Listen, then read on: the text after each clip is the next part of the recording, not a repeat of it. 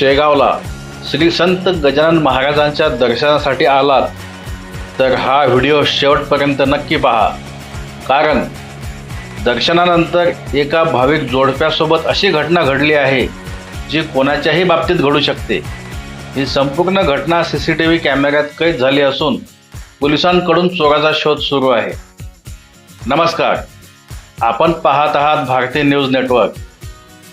श्री संत गजानन महाराजांच्या दर्शनासाठी मुंबईहून शेगाव येथे आलेल्या एका भाविक जोडप्याचा मोबाईल अज्ञात चोरट्याने लंपास केल्याची घटना मंगळवारी शेगाव बस स्थानकावर घडली।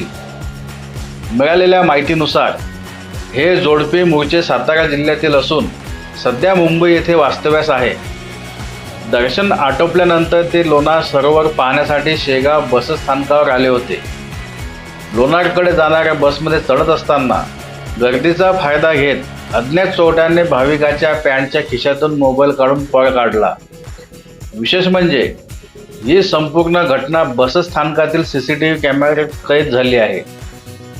घटनेनंतर पोलिसात तक्रार दाखल करण्यात आली असून पोलिसांनी CCTV फुटेजच्या आधारे संशयिताचा शोध सुरू केला आहे।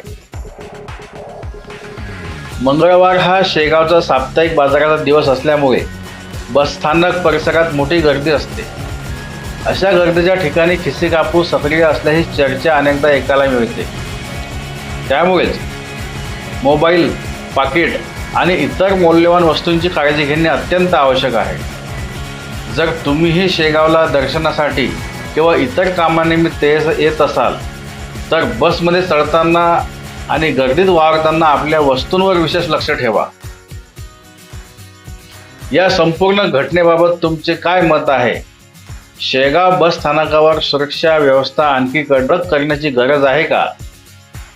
याबद्दल तुमचे मत कमेंटमध्ये नक्की लिहा आणि अशाच ताज्या आणि विश्वासार्ह बातम्यांसाठी भारतीय न्यूज नेटवर्क या चॅनलला सबस्क्राईब करा, व्हिडिओला लाईक करा आणि इतरांपर्यंत ही माहिती पोहोचवण्यासाठी शेअर करा। धन्यवाद।